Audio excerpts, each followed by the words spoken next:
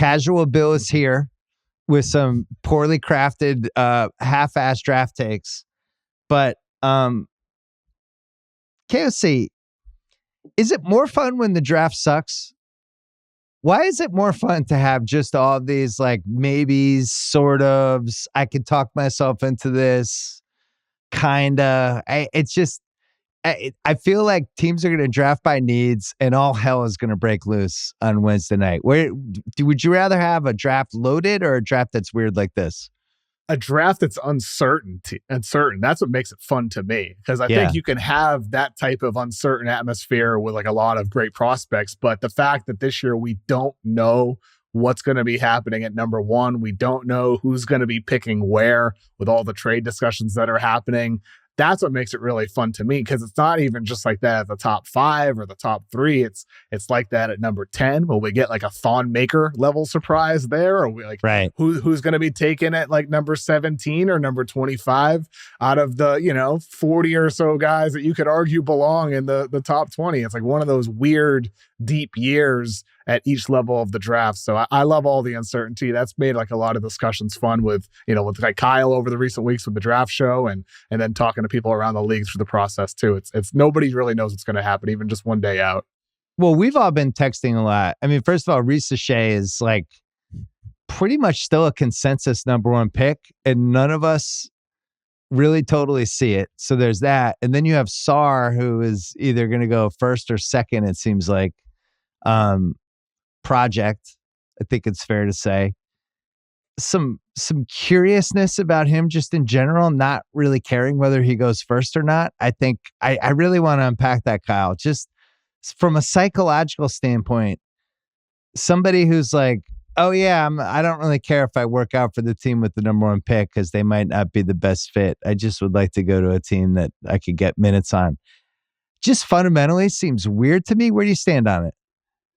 Yeah, it's like you'd like to see some of that like chip on the shoulder, just that nuclear sort of like engine in a player, like the Luka like snarling at the camera level type nasty shit. But maybe in this draft where there's sort of an absence of like a projected primary like offensive, like a star level talent, maybe we're looking for that and it's not there, and maybe it's like a sort of like a temptation, a pitfall to read into it too much, at the same time, because maybe he's smart and he wants to go to the best fit. I don't know. I'm trying to make like excuses for him. Kevin, when you rattled through like all the different places he went, when you started to lay it out like that, I was like, oh, that is a little more concerning maybe than I had originally thought. Do the list, KOC. He's started out signed with Real Madrid. He left them, obviously a big international team. He left there to go play at Overtime Elite, brand new league, lower level of competition. And then when it's time to leave OTE, rather than stay in the United States, go to a big school or even go to the G League, where, as we saw this past season with Holland and Buzelis, tough level of competition with all the talent in the G League now, he instead goes to play in Australia as a bench guy, playing behind veterans on a team trying to make the playoffs. And then when it comes time, to work out for the number 1 pick, he decides not to do that as well. And so like there's been a history for years now with him kind of, avoiding that toughest path. And I like the people you talk to around the league that are on the more skeptical side of Sarr. A lot of people look at that history and there's concern there when you also factor in on the floor. I talked with, Damian Wilkins, who is like the head of scouting, GM of Overtime Elite, former NBA player. And we talked about Sarr and Dillingham and other OT prospects. And with Sarr, he's like, well, we got him in. He just wanted to play on the perimeter. We had to teach him to be a guy to attack the rim. Like he's like, he wasn't being aggressive. We taught him nobody can stop you. Well, this year in the NBL, he shot 48% on layups at the rim. He's kind of contact adverse and like, as Kyle and I have talked about throughout the year, it's like he feels like he should be like this versatile beast. This like people compare him to Derek Lively, but he's not that level of athlete or dunker or finisher. And so I just feel like with Sarr, factoring in the off-court stuff with those decisions and then the on-court performance, it's just too much theoretical for me to want to put him at number 1 on my board this year. And I can see why Atlanta, even if they did work him out, wouldn't want to take him. Sounds like the perfect wizard to me. Everything you just laid out seems just classic. Oh, God. Usually when you have a 48%er like that who's big like that, you usually have it with like the caveat of like, okay, well, like Brandon Miller's a little smaller, or I'm just trying to think of like guys who are like true pick and pop bigs who are sort of upright perimeter guys who justifiably have a preference to be out there and to do that. But the shot is really shaky too. You know, he kind of, I always say he kind of has this low on his shoulder. He shoots like Tari Eason, sort of low into the side on his shoulder. It's not like it's impossible that it can never come around, but the finishing, and then you combine it with the sort of like avoiding the hardest path. Those flaws are visible even with him choosing the lesser path. So it just kind of makes you think like, where would we be if he had chosen this other path and exposed those flaws even more? Would we, feel like we're all three kind of hanging on by a thread in our belief in him. It kind of makes me think we'd be totally out if he had chosen that hard path. And how much are we also anchoring him to the pretty good week he had against the Ignite, where he like locked down Ron Holland on a handful of possessions. He had 2 good games, but then he had a pretty forgettable entire season in Australia. I mean, it was okay, but it was nothing special in a bench role. So like, how much of it is like he's just anchored after that week against the Ignite, rather than like even prior to that game, I think I had him like 16 or 17 on my, preseason board. He's like solid, but nothing spectacular. And at this point now I moved him down to 6 and I feel solid with him there. But even then, I mean, I'm like, I'd rather somebody else take him to be the GM than ends up taking Alex Sarr. Yeah. I mean, I keep thinking what Tate texted us. Sorry, Tate's not here. Tate's on like 40 Ringer shows this week. So I thought I'd give him a break. But Tate was saying how, would you take a guy first or second who didn't feel really strongly that he should be the first pick in the draft? And I had never thought of it that way, but I was thinking like, maybe that's a way to think about this stuff. Like if you asked Anthony Edwards in 2020, hey, who do you think should be the top player in this draft? And he would be like, not only should I be the first player in this draft, but also in the NFL draft and the MLB draft. I should be first in all the drafts. I think they should give a polygraph before each draft cycle to the players that might go and be like, if you and LeBron were in the same draft, should you go first? Right. Like we just like who's better? We just test how like wildly crazy confident they are. And Right. just kind of give them a rating based on that. And then the NBA should mandate that and release it to the public so we could have it. I mean, one of the many reasons I like Steph Castle is like, I think if you asked him that, I think he would genuinely believe he should be the first pick in the draft, right? I think Dillingham, for better and worse, would think he was the best player in the draft, no question. Well, but it is an interesting way to think about it. I asked Castle a similar question, Bill, when I interviewed him on Monday. And I asked him, like, do you think you can become a top 10 to 15 player? And his answer wasn't like as confident as you would have hoped. It was more, that's what I want to be. That's the goal. That's what everyone's goal should be. And I'm going to work as hard as I can to become that. So I would assume he would have had a similar answer if I had asked exactly the question you did about, should you be the number 1 pick of the drafts? Yeah, I remember a million years ago when Jalen and I did this interview series with all the draft picks in 2013, and we were like really like putting thought into how they answered stuff. And the 2 guys that jumped out from a confidence standpoint were Oladipo and McCollum.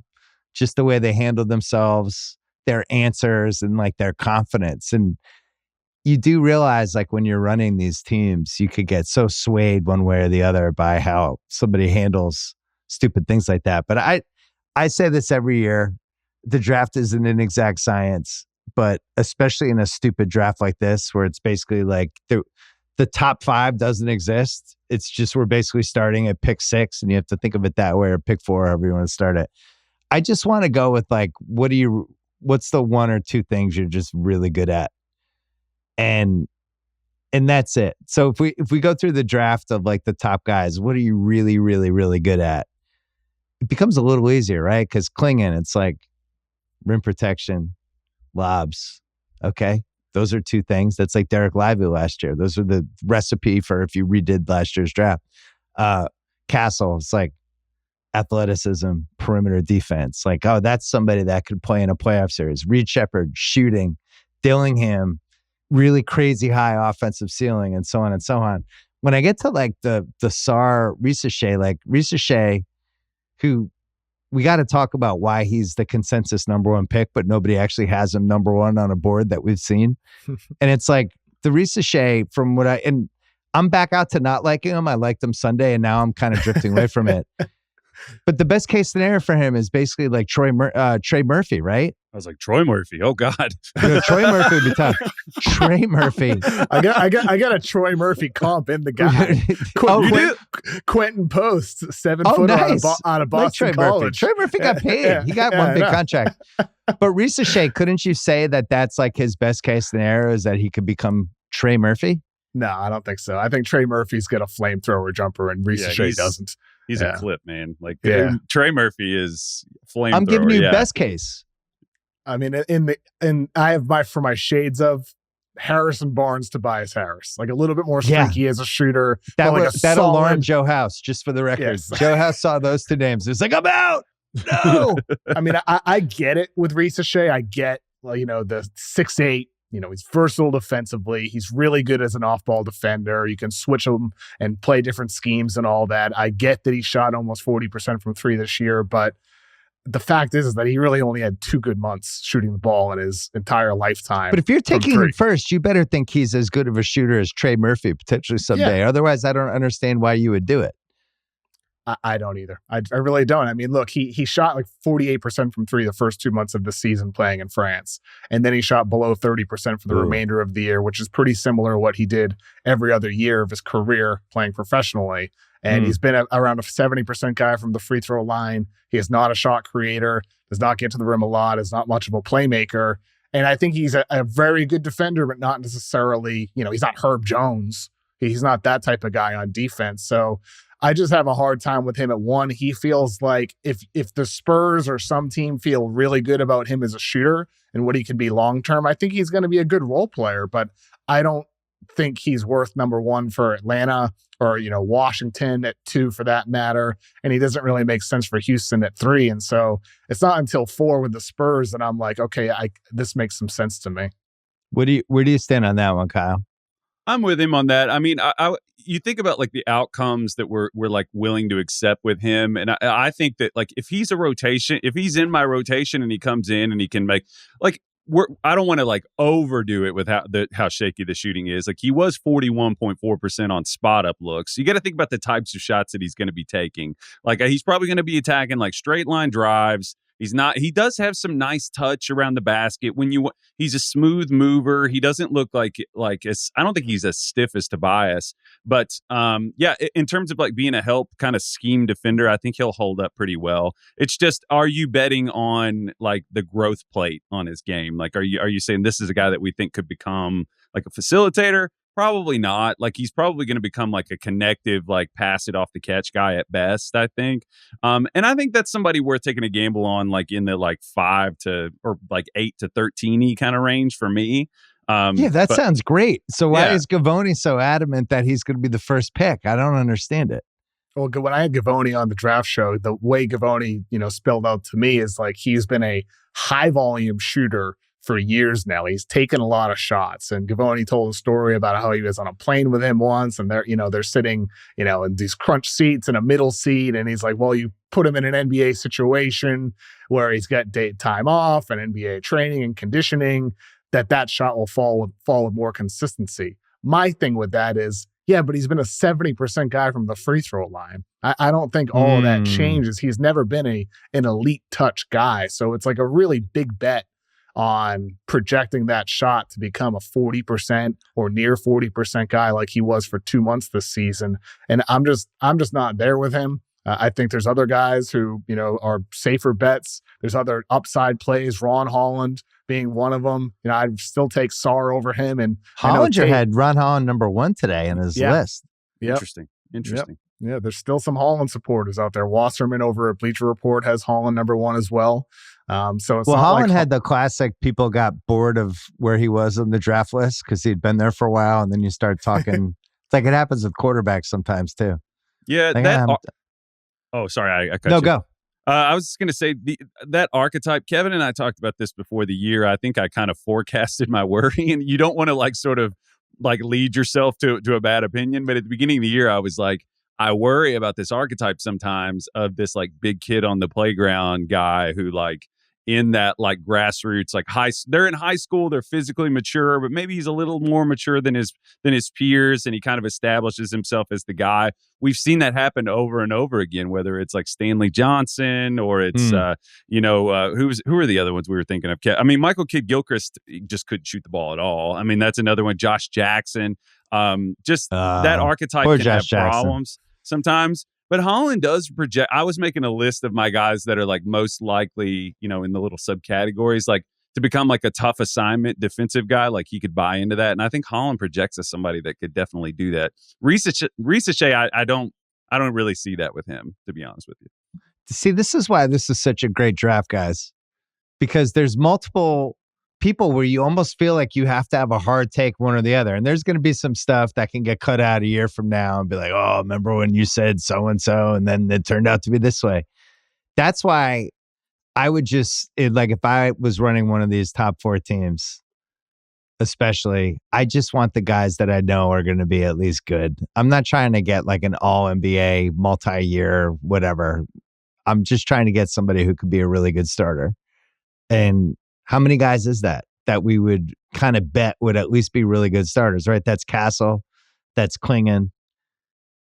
Would you put Ron Holland in that list? No, I wouldn't, because the shot. So it's like you get nervous with that. Reed Sheppard could be. Who was the one that mentioned on one of your pods, the Mark Price comp? I did like I've started defending that today. Yeah, I did like a jolt. I didn't mind it. Mark Price obviously had a pretty big college resume, and he was good. And to me, he's like the lost great point guard of the 80s and 90s, and blew out his knee at the worst possible time, like right in his prime. I don't know if Reed Sheppard can manage the game like that, but I didn't mind the comp. He's somewhere Mark Price on the highest possible side and Pritchard probably in the lowest possible side. And he's somewhere in there, I would say. But he did, from all accounts, really improved over the last year. And Kyle, you got to watch him a ton, obviously. But he's definitely going to be in the top 7 of a good team at some point in his career with the shooting. The shooting's like unnaturally good. The defense could push him. Could be the thing that's a big enough problem because he is small. I mean, he has the one thing about him is that he just has interesting his game is an interesting Venn diagram where you don't really get the pull-up shooting that he has with. I mean, you get the passing in the like floor, like court mapping stuff. Like he has a very smart basketball brain in terms of like knowing the geometry of where and how to like exploit advantages and things like that. But like he has defensive hands that are just really unusual. Like they're really strong and really accurate. You'll see him like come like there'll be a scrum around the basket and Reed will just get his hand exactly on it, right where it needs to be, and pop the ball loose. He does that kind of stuff all the time. The problem is that he is probably like 6'1", and he was basically he's going to have to get a lot stronger in the NBA and be more of a deliberate pace player, I think, to like not be exploited all the time. Because I think I don't know, Kevin, do you think his hands are good enough to be like, they're great, but it's weird that we have this like incredible like disruptive skill set, but he also is just kind of small. He's going to get targeted in serious games. I mean, he's only a quarter of an inch shorter than Stephen Curry. His wingspan is only a quarter of an inch shorter than Stephen Curry. He weighed in the same as Steph when Steph was at the combine. Steph obviously went up to like 190, 195 this is good, KOC. pounds. I like this. Bill lit up when you said that. Wow. I mean, so he's small, but like he's not much smaller than Stephen Curry. So I think if he's in the right situation and in the right environment, you're talking about a guy who had 5 steals 5 times this season. There's only 3 other guys in college basketball who did that all year long. He had 3 blocked 3-pointers in the final 2 minutes of three separate games this entire season. So he's clutch with those defensive plays as well. And like you said, he's got that instinct, Kyle, with those good hands looking for loose balls and the interceptions and everything else. I think Sheppard offers enough intangibles on defense that yes, even though he's smaller and yes, even though he's going to get targeted, I mean, like the environment's everything. And ultimately, if he lands on the Spurs and you get Victor back there and with other long-arm defenders, I don't know how much that's going to matter when you talk about a guy that hit over 50% of his threes this year. And as Ryan, raved about to you like 2 weeks ago, Bill, on your podcast, Yeah. 95th percentile and everything, catch and shoot, unguarded, guarded, dribble, pull up for mid-range from three. Like, I think Reed's kind of, dribble game is a little bit underrated. Like, he's got a pull up from mid-range where he can do it like pretty easily, like out of his dribble motion. It's not like there's a stop and he needs to gather, like he does it seamlessly when he's handling the ball. He's a great passer in the open court, which is why, like you and Tate, when you're going back and forth with your comp, you're like, well, Mark Price, a little Lonzo Ball with the passing ability. I mean, I just said, screw it. These are all players I like. No, you've been thinking about him at number one and in that range for a couple months there. I said, screw it. I just did it. I put him at one because it's the same logic that you were talking about, Bill. Who are the guys that I think are going to be good? Sheppard, I think, is going to be really good. Clingan, I think, is going to be really good. And Castle, I think, are going to be really good. So I put them 1, 2, 3 on my board, and I feel good about it. I think that's smart. I really think, especially the Derek Lively thing, I think was really instructive because I remember us talking about that last. You guys talked about him endlessly on all our draft pods. And the question was like, was he just on the wrong team at Duke? Because this guy has specific skills that if the right team drafts him, he could really unlock. And I think Lively has even been better than any of us ever could have imagined last year. He really, especially at the, I went to all the finals games. He really jumped out in person in those at Dallas games where you're just like, wow, this guy might actually, they might have 3 All-Stars here 2 years from now if Kyrie can stay at that level, because he was that impactful as a rim protector, passer, creator. Like so we kind of saw that last year, but in Clingan's case, pretty easy to see at least is he better Walker Kessler? Could he become like a Gobert type kind of defender? Where it gets tough for me is Mann and Buzelis, because there's been versions of him that have worked and there's been versions of him that haven't worked. And I don't think the one thing I do like about him is that he's had the spotlight on him the whole time, right? And he's always been in the mix. There's always been attention on him. He did play G League. Yeah, I could see the Franz thing, but we've also seen those type of forwards where it's like, they can kind of do everything, but not really anything. Where do you stand on him, Kyle? The handle is going to be the big thing for me. Like, he shows flashes of like he could be a spacer for you who like he doesn't quite get to. He's not quite like the horse getting to the rim like Franz was. Franz was just this powerful force getting into the lane and could take contact. He's kind of got some of the. Don't cringe too much at this. Like, this is more just like where they are in their development. He's got kind of the reddish Kevin Knoxy kind of thing going on with his dribble, where when he takes contact, he kind of like stops. Like, he's got to get low. But I believe in his handle more and his feel way more than those two guys. So I'm not trying to like bring those two into the conversation. But like, the shooting is the big thing with him that people are worried about. Like, there are people who kind of like wonder, because he had a really strong sample before at Sunrise Christian, which is a really reputable like factory for prospects. And he had a good sample, but there are people who are kind of questioning that even now. It's kind of like, well, what is it going to take for him to be consistent? Is it just that, that G League team was terrible, as Kevin confronted Ron Holland with hilariously in that interview? I like spat my drink out.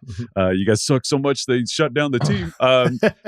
That affects the types of looks you can get, in a setting like that. Will that improve his sample? Will speeding up his shot? Like, he has a lot to work on. I think I'm a believer, though. I really think that his feel is going to sort of be the thing that gets him over the hump. And I think the shot is workable enough. It's not broken.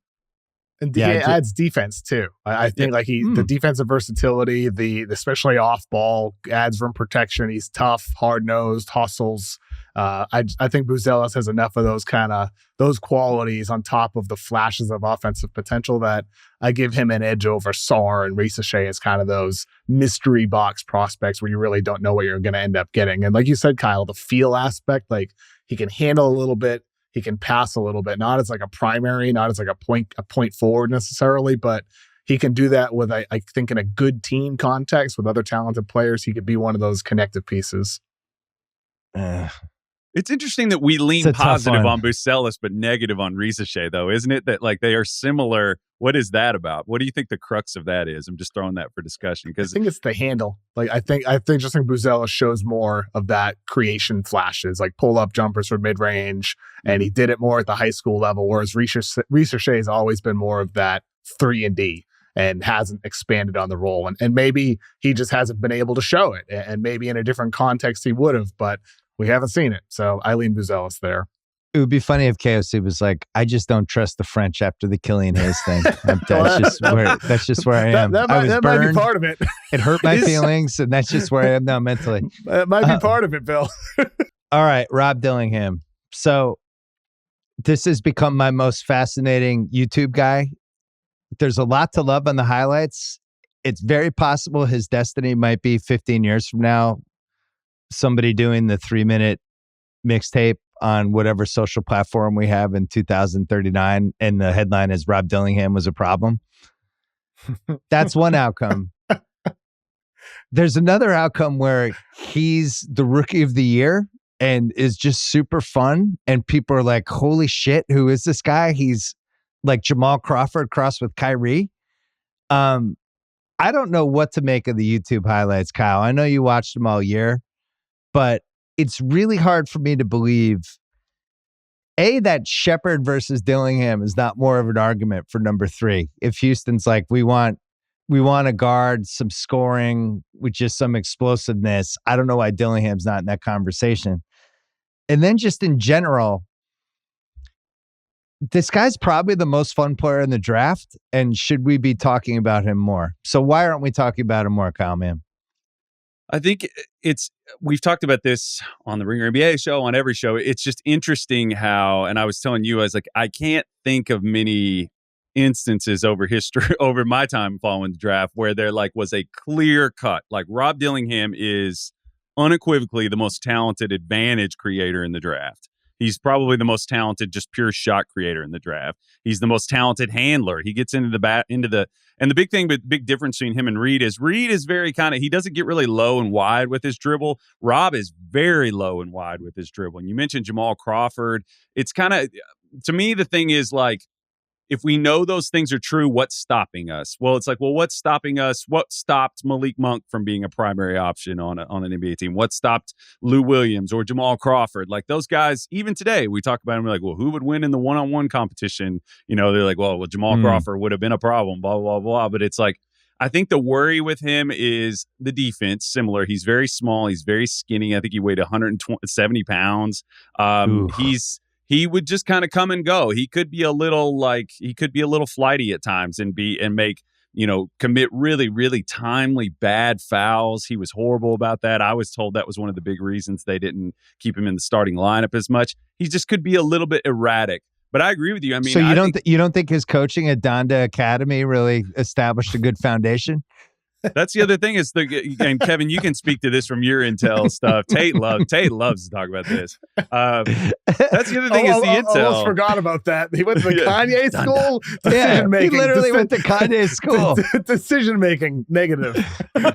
Yeah, so it's crazy. Like he really does have a lot of that. I mean, I've brought up the Garland thing over and over again. Mainly, it's just sort of like an engine for a discussion of like, why is it that, like, I think he's a better athlete. He's a pretty explosive athlete. There were times where he did like windmills. Like he's like a physical finisher around the basket. He's very quick and poppy. Like, what is it about? Why do we believe in Darius Garland so much and have skepticism in Rob Dillingham? Like, it's just he's like a first ballot, like YouTube, like Hall of Fame prospect. Like he's so skilled. Yeah. KOC just goes by anybody whenever he wants. Finishes around the him, I don't. Kyrie's the best at this, but there's definitely some Kyrie stuff with both hands. Has this crazy fun jump shot where he just kicks his right foot out for no reason, and it's kind of his trademark. And I do feel like I could just see him becoming a thing, and then people imitating it. And to me, the worst case scenario, he's Malik Monk has more size than him. And not that he's a great defender either, but at least he's taller.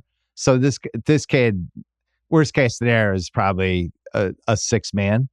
but seems like an instant offense guy. And if it's in this draft where it's like, all right, I'm the Spurs and I'm picking 8th, and I could get this guy who just comes into games and swings games for 6 minutes of a quarter, that sounds fantastic in a draft like this. Where do you stand on him? I got Dillingham 10th on my board, so I'd be fine with him at 8th. I think Dillingham has that upside if he adds, I don't know, he weighed in at 164. So 164. Jesus, give this guy a cheeseburger. Really light. So if he gets up to 175. He's been hurt, but you think maybe gain weight, but yeah. Yeah, but if he gets that up to 175, 180 at some point, and he's able to, be surrounded by lengthy wing defenders where he's not a complete liability on defense, I think he offers enough on offense. I mean, like you said, like what's the difference between him and, Sheppard? Like Kyle outlined it all. And I think the other thing is the passing. Like Dillingham, after he went to Donda Academy, he went to overtime elite. And there he was score. Like he's not much of a passer at all, more of a ball hog there. He passed more with Kentucky, but he doesn't have that natural feel, quick decision making that Sheppard has. So Dillingham's more your bucket getter, your spark plug, and I like him for that. I do like Dillingham, but with the lack of size and the lack of great feel as a passer or defense, he's 10 on my board, not any higher than that. He goes against a lot of my instincts, Kyle. Like I'm really fighting it off. It's the same reason I didn't like Isaiah Collier from the get-go. I just don't usually like players like that, but there's some sort of flair with him that just feels a little different. Like if you're going to say what rookie in this draft in the rookie season is a threat to have like a 40-point game. Oh, easy. That's a given. I don't even think, is there anybody else you would even He might hit connect? a 50. He might hit a 50. Yeah, Connect can go on. We could talk about him, but like Dillingham is going to score. He's going to have those nights. I mean, if you think about like the Jalen Green kind of body type of like Dillingham does all that stuff, but he's more skilled and efficient in every single way. Like it's the same elasticy kind of small guard thing. Like, but he did play pretty well with others. That's the other thing. They would have these 3 guard lineups this past year where it was all pass, dribble, shoot, movement, kind of quick guards. And he was not selfish, like at any point. I never thought to myself, there were times where he took one here or there, but like Cal supposedly gave him 2.5. That's what but I mean, he was efficient, man. I mean, like spot up 3-pointers, 54.5. As a pick and roll jump shooter from 3, he was 43% from 3 on 28 shots. But I mean, he can really shoot it. We talk. I feel like sometimes we say the shot maker thing as a way to like downplay maybe how skilled they are. But he can really shoot it. Like, it would not surprise me at all. We're going to have nights this upcoming like podcast cycle where we're like, Jesus, Rob Dillingham, and we'll question ourselves. I think the playoffs is a whole other thing. But yeah, he's just, if he were a little bigger, man, I think he'd be. Would you say so, Kevin? I mean, if he were 6'4", 6'5", he'd be number 1. He'd probably be number 1. All right, well, it's going to start in Vegas in Summer League. That's where it's going to begin with the Rob Dillingham hype because he's going to have some big nights. I'm already on Redfin looking at condos at Rob Dillingham Island. One thing about both of those Kentucky guards that really stood out to me watching all this stuff is both of them really know how to use picks already, which but I got to comment on that. In the college game is just pretty rare. For it's just something that jumps out because that's all the pro game is, right? You're just somebody's coming out, you're trying to get mismatches, and it seems like both those guys know how to do that. So I was thinking either of them on Houston next year with the kind of team that they clearly want to be competitive and they're going to be in real games. Either of those guys I think could help them off the bench. What were you going to say, Kyle? I was just going to say, you noticed that, and I think it says something about their skill because this past year, the bigs that they were playing with were some of the most incompetent screeners, bad timing, couldn't do any, like even the guys that could do something with it would just take stupid angles. Like it was the most maddening thing to watch from a basketball and from a rooting perspective. So if you think about like a Dillingham with like, let's say Miami gets crazy and they're just like, we want to just go get this guy. You were talking about like maybe there's not a star play for some of these teams that have something going and they're like, let's just go try to get this guy. Like if he's playing with like a Bam or somebody that can like lay the wood or like the way Monk plays with Sabonis, it's going to be interesting to see because were playing, it was frustrating to watch a lot of the year. Wasn't this a little like what was happening with Hero in that draft too? Where people are like, oh, that guy can score, man. Yeah. And then he better fell. Bigs. Yeah. Yeah. KOC. Oklahoma City is at 12. this is going to be a weird draft with some mistakes. And it just feels like we're heading toward somebody sliding to OKC at either 12, or maybe they look at Utah, at the guys there at 10, and they move up. They do what they did last year to get Wallace. Who's your slide guy? Because to me, it's either Dillingham or Holland. I could just see both of those guys going 5 spots later than they should, but Dillingham especially, I feel like he's going to be gettable in the 10 to 14 range. And Risilla said this when we were doing the pod the other day about stuff OKC needed. It would be fun for them to have just some heat check guard off the bench, like Dillingham, right? Like they just coming off the bench with Dillingham and Wallace, and they're like, watch this. And then they're just, just building the offense around 4 minutes. But who's your slide guy? Who do you think's going to fall? I mean, I think Dillingham and Holland, like you mentioned, 2 of them for sure. I think if you're talking about some of the top guys, top 5-ish guys, Buzelis maybe, depending on how the board falls. I mean, he's still in, the Hawks worked him out on Sunday for number 1, so we'll see there.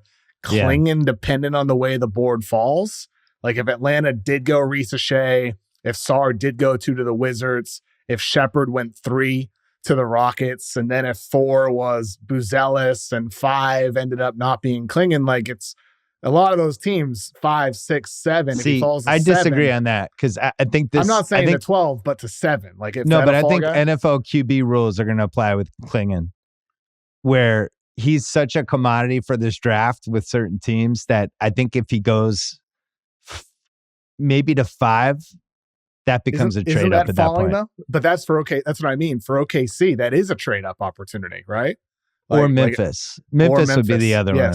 Because So that rumor that's been going around the last couple of days about Marcus Smart and number 9 for number 3, that's stupid. Why would Memphis do that? They didn't offer it. It's not going to be offered. That's a dumb trade. They're going to trade Marcus Smart to move up 6 spots. Not happening. Yeah, I said that to Verno just to make sure he doesn't, lose sleep before the night of the draft. I looked into it. That's dumb. And let him know that Marcus Smart and number 9 are not going to 3 to the Rockets. Yeah. But that stupid Pistons team that basically has guys at every position but needs everything. If they could move back from 5 to 12 and pick up OKC stuff. Oh yeah, that'd be nice. And then OKC gets Clingan out of it. That's something I could see happening. I also think Memphis has extra picks to trade too. Detroit to me seems like the swing team, and Charlotte's the other one. Charlotte's at 6. They kind of need Brandon Miller is probably the only keeper on the team that you'd feel great about. Do you guys feel like LaMelo is like a steadfast, unquestionable keeper at this point? Because I don't. I mean, what are you going to give him up for, though? That's my only question. My point is, like, having LaMelo wouldn't stop me from taking Rob Dillingham if he was there at 6. You know what I mean? I wouldn't take another small forward because I like Brandon Miller. He's a guy. I don't love the Dillingham Melo balance, but I do. It'd be a disaster. I do, but I entertaining. I do really love the Sheppard LaMelo balance, though. With those 2 guys, high IQ guys, passers, connectors with and without the ball. And with Charlotte, I've heard that their team, maybe they trade down, but there could be a trade up team as well. And if they were trading up for Sheppard, I think that'd be the guy I'd want to move up for if I'm the Hornets to 2 or 3. I mean, I'd love to have him because he could work with LaMelo if LaMelo continues extending like he did his last 10 or so games of last season before he went out and got hurt. And if not, well, guess what? Sheppard's kind of insurance for LaMelo at the same time. He checks both of those boxes. So I think for Charlotte, that'd be my dream target is Reed Sheppard. And if not him, maybe Devin Carter, somebody like that, Stephon Castle. I think there's like one Castle of those guards. Castle and Miller together would be outrageous. Yeah. So here's the thing with Charlotte, Kyle, because Charlotte I wouldn't say they've been competent for this entire century. New ownership. I would say pick a time when they were. You might be faster. They hit the Brandon Miller pick. Yeah. And the Charles Lee coach hire. The Celtics love Charles Lee. Like, that guy's going to be a good coach. The Celtics were like, could not have been more bummed out that he got a head coaching job, but we're also excited about it. But that whole process of how they landed on him, they identified him fast. They grabbed him. They got him. Charlotte might actually know what they're doing. So I think the old version of Charlotte probably takes Rob Dillingham, and then him and LaMelo are feuding by like game 40. This version, I'm kind of excited to see what they do for that. Who did you have as your slide guy, Kyle?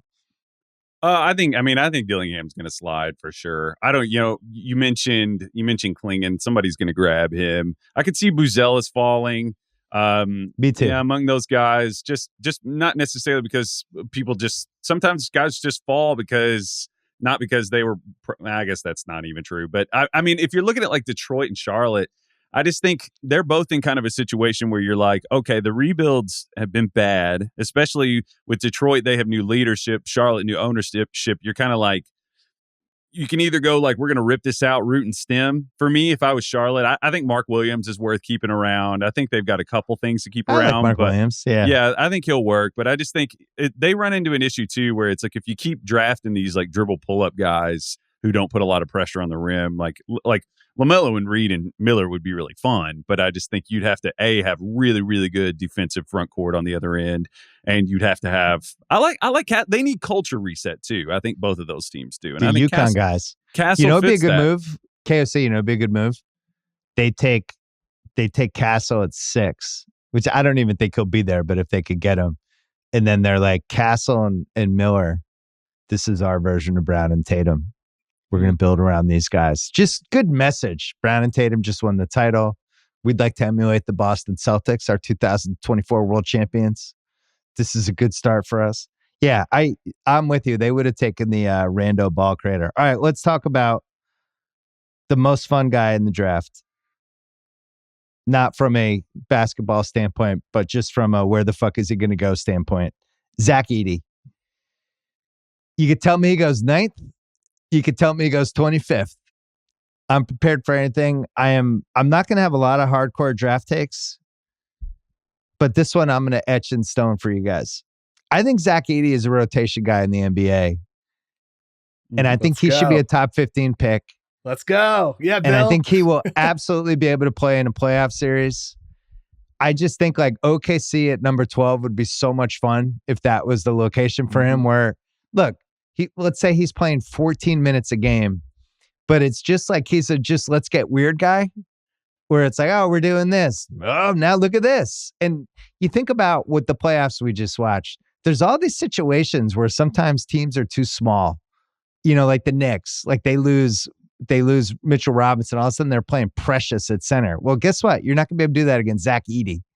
And maybe you'll torch him on the other end and you'll put him in screens and all that stuff. But there's just a lot to like with the dude. He produced at a crazy level. I even like the fact that he's a good free throw shooter. I like the fact that at the end of games, you can put him in games and just inbound it to him and he'll get fouled and he'll make both free throws.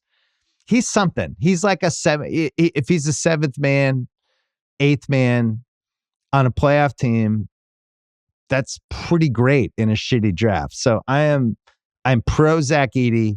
I do not think he should go past 15. And honestly, if he's there at 12, I wouldn't be surprised if OKC took him. That is my Zach Edey speech. What do you think, Kyle, man?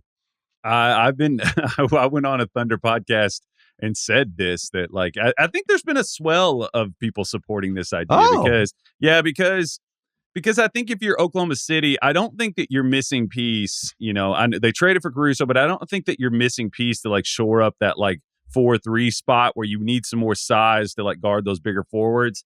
I don't think that you're going to that guy's not in the draft. That. Well, I don't think that you should even if he were, I don't think that you should add another guy on the same timeline as that core. Like I think that like Edey is just interesting because I don't think that it would compromise the way that they play with their 5-out style, like the main thing they do. Like, so I wouldn't think about it that way. I would just think about it like, let's say they're in a playoff series against like the Suns and in comes the second unit. And you're like, okay, I don't know who's even going to be there. Kevin, who's going to be their backup 5 next year? It's not going to be Eubanks, right? Somebody bad. Somebody, and then you're just like, okay, well, our guy just picked up 3 or 4 fouls because Edey he's just a machine. He's super physical. I told you, he shoots like 70% on that like righty hook.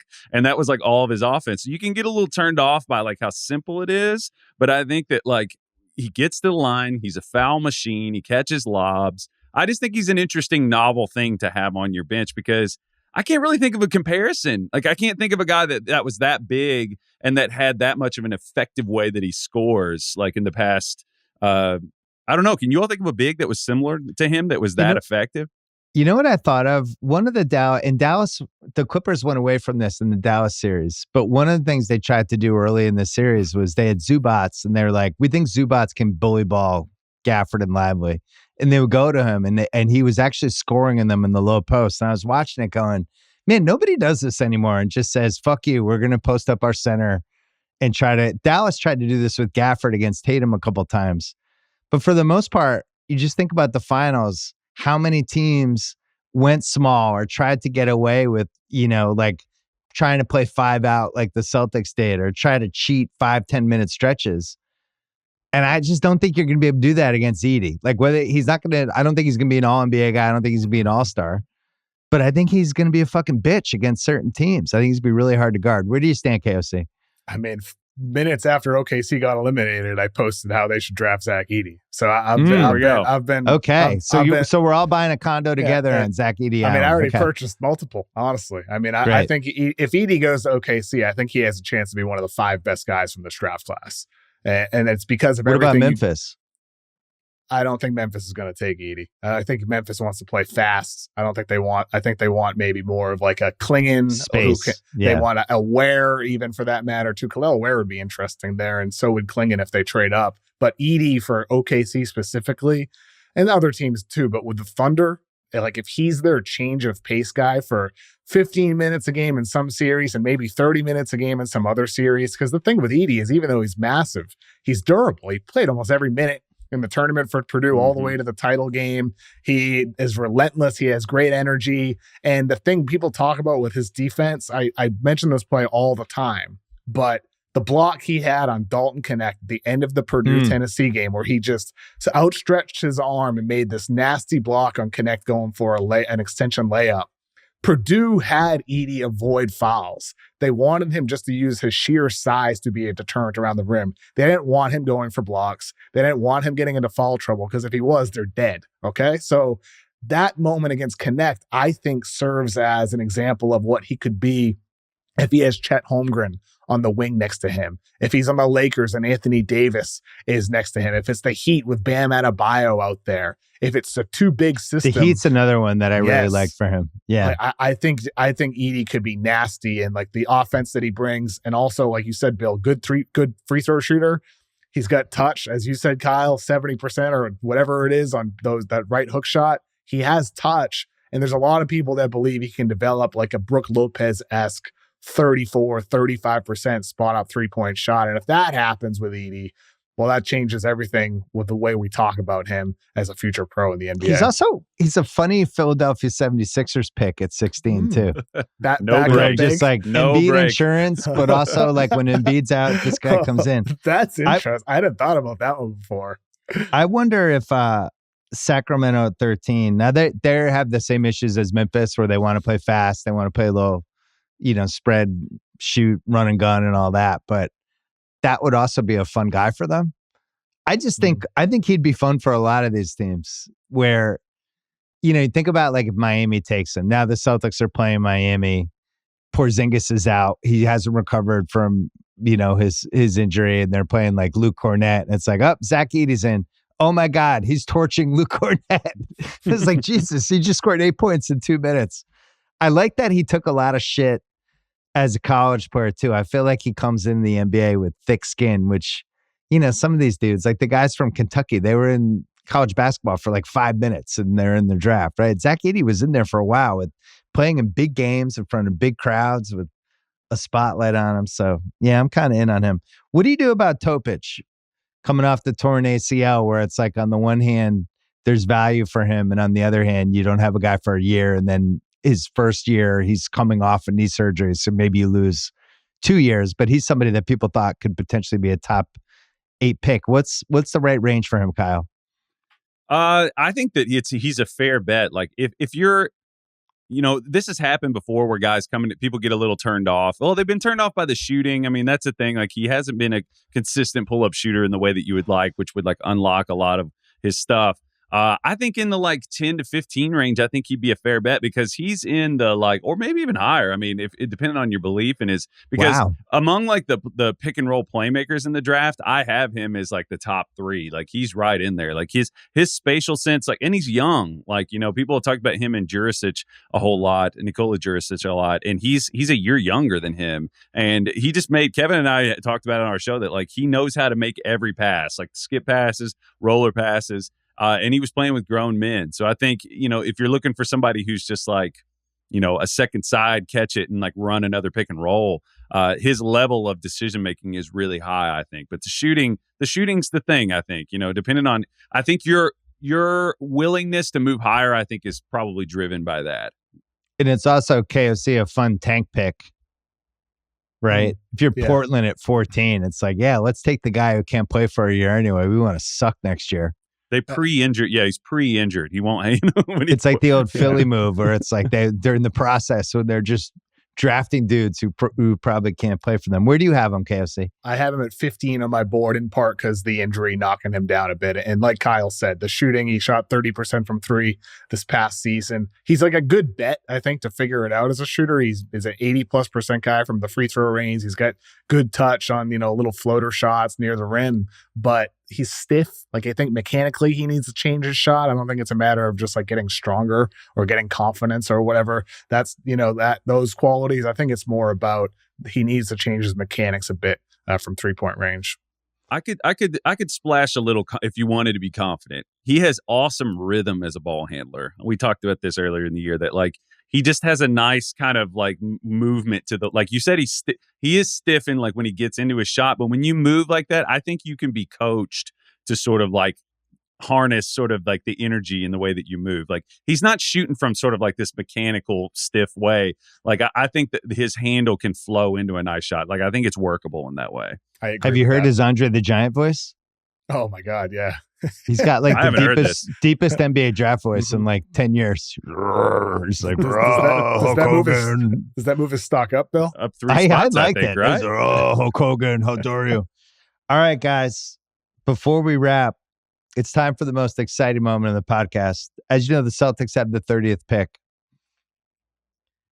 And as you know, I dive into college basketball. I dive into this whole draft process, only having watched NCAA tournament games and YouTube. And yet, I have a guy that I want for the Celtics at number 30. And he might not be there. But so I have a backup pick too. I've hinted at you guys who I wanted here. So it's not going to be too surprising. But our winner is Baylor Shireman. That's who I want at number 30. Just shooter. I could see him on the team. I think he'd fit in from a chemistry standpoint. Gives us a little Sam Hauser insurance down the road. If Sam Hauser leaves, maybe he could come in and just get some 3-point buckets for us. But he's older. I want the Celtics to take an older guy who could act, because with the second apron thing, they're going to be freaking playing the trainer as like the 9th man. They're going to have no money for anybody. He's 23.7 years old, according to the Ringer draft guide. Sounds great. He's almost in his mid-20s. And approaching his prime. Yeah. And that's my pick. So when we get to like the early 20s, I'm going to be on Baylor Shireman watch, hoping nobody takes him. KOC, your thoughts? I think Shireman would be a great fit at 30. He makes perfect sense for the Celtics if he makes it there. I'm interested why you prefer an older guy instead of like an upside swing at 30 when the rotation is already set for at least next season. Like doesn't part of you want to take like an 18 or 19-year-old guy that in 2 years? No. The answer put is him no. on Maine. Yeah, put him on the Maine Celtics. There's a dynasty in the Maine Celtics right now. Here's the track record with that, and here's why that doesn't work. Those guys are not going to play for the first 2 years of their career, right? So even by the time they start playing, it's now year 3, maybe year 4, and the guy's 22, 23. You have no idea if he's good because you've had no arc with him because he's been buried just playing G League. And then you have to decide on his second contract, and you're like, I've seen this guy play never. I think what Miami did with Jaquez, that's the direction. If you're a really good team, I think you have to think that way. You have to look at these guys 22, 23, 24. I'm sure like the the Golden State, like the fact that they were able to get guys last year, little different example, but guys who could play right away for the team they had made sense. Whereas like the Lakers took project guys who couldn't get on the floor. And if they had to do it over again, they obviously would have taken Jaquez. But I want for this. Denver too. Christian Brown, even last year, Julian Strawther, even though they didn't play much. Jalen Pickett and Hunter Tyson, all older guys. I want older guys. So that's my first pick. Kyle, you have any Baylor thoughts before I move on? I was going to say, you didn't exactly hint at it as much as outright endorsement. It was sort of, didn't you have like exclamation points? Yeah, he jumped out immediately. KOC had in the draft guide shades of big Brandon Podziemski. That sounds great. I'm all in on that. My other one, this is a deep cut. And weirdly, he was floating around on NBA draft Twitter yesterday because there was this video of him breaking down plays. But I like the Marquette kind of forward center guy, Aso Iguodaro. He is 21.9 years old. KOC gave him the shades of Al Horford, even though he had him as the 47th ranked guy in a terrible draft. Apologies to Al. No, that's for, I should change it to average Al Horford. You need an adjective in there. But this is another guy that makes sense with the way the league is, right? He's a big guy and everybody's like, he's a really good passer. Well, it's like, well, what do big guys do on teams like this? They're 20 feet from the lane. They're setting screens and they're just trying to find people Derek Lively style. And I think that would be a fun one too. Is 30 too early for him? It probably is. He's funny. He's fun. There's some caveats. Like he's a little skinny. He's not quite. You want him to be like a Capella type. Like if he were a little bigger, you'd feel better about playing small with him. But like if he gets up against some legit bigs that are put him in the basket, it could be an issue. I was gonna say like there are a couple of like. Devin Carter won't be there, obviously. Harrison Ingram is a guy from North Carolina that I like a lot, that is extremely toolsy, that can like hit shots that I think if he worked on his body could adjust to the way the Celtics play.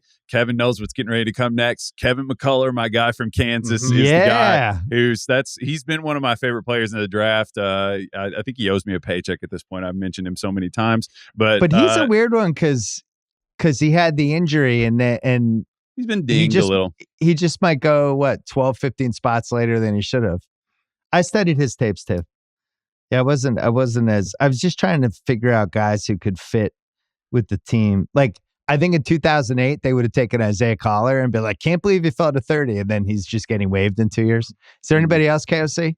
Can I give you one young guy, one teenage prospect to think about? Like an 18-year-old, 19-year-old? Yeah, French prospect. Played this last season in Germany. Pacome Dadie. They worked him out the morning after they won the championship. Pacome is a guy who fits in terms of he can dribble, he can shoot, he can pass. He has defensive versatility with a 6'9" wingspan. So even though Pacome is younger with a he's younger, he's 18 years old right now. He's not going to play right away. If there's stash him. If there's one young guy that I think makes sense for Boston at number 30, it'd be him. I would agree. Taking the Denver Golden State route with an older guy is the preferable path, considering all the implications with the second apron. That is the route. But if they go young, I think Pacome, the DA, is the guy they should really think about at number 30. My last draft take, which you've heard before, so I saved it for the end because it's boring. But the audience hasn't really heard it. I'm all in on Jared McCain. Yeah. And he's going to probably fall to Miami at number 15. And people are going to be like, oh, that's a good pick. And I'm just going to fucking start breaking shit. I'm going to be so mad if Miami takes him. And then I'm going to be equally mad if Philadelphia takes him. I don't want him to go to Miami or Philadelphia because Jared McCain is going to be good. I will go on the record with that. You can take this video. You can cut it. You can throw it back in my face 4 years from now. I'm going to be right. Jared McCain, that guy has been a winner his entire life. He's a winning basketball player. He's going to just figure it out and be a good guard who will be on good teams. And you watch. That's my Jared McCain case. I love Jared McCain. Did you listen to my interview with him? That helped win me over even more than I was already won over. Dude has it, man. He's been leading men for a while, right? And he played out here, and I got to watch him in LA a bunch, and I just think that dude has it. And I was thinking about him for Utah at 10. next to Keontae George in the backcourt. That's interesting. Yeah, and just like even though he's young, he'll eventually be like the adult. He's going to be a good pro. He knows what to do and how to act and he's a guy. Trent Perry's like this too, who's going to college this year. But these guys who know how to get everyone else involved and then take over in the last 4 minutes, like he knows how to do that. So, all right, contractually, I have to ask you where you think Brian is going to get drafted before we go. Where do you think, Kyle? I mean, it seems like 55. I don't. Are the Suns going to try to like make a play to get involved in this, to get aggressive and maybe become more involved than they actually are? I mean, it seems like 55. Even though it's consensus, it feels like the safe bet. What do you think, Kelsey? I think I'll be conservative here and say Lakers at 55. I think he goes in the 30s, and I think it's by a team that feels like they can bluff the Lakers and they're thinking they're going to take him, trying to get assets from him, and the Lakers will panic because this has clearly all been preordained. That's my prediction. Honestly, my favorite idea is your bit recently. The Celtics. The Celtics at 30. That was one of the funniest Just as things. a trade asset? Yes. So I liked that idea more last week until I was able to finally really be able to dive into the draft. I was like, man, we might actually get somebody who could be a 10th man at number 30. But I do think as a trade asset, Russillo laid out some of that Rich Paul interview the other day where he's like, if we wanted him to take him at 17, we would just tell the Lakers to take him at 17. It's like, whoa, okay. Yeah, I think he goes in the 30s by a team that doesn't really want the pick and just feels like they can get something. Pacers have 3 second-round draft picks. They draft 36. I think they'd be a good candidate for exactly what you're talking about. Yeah.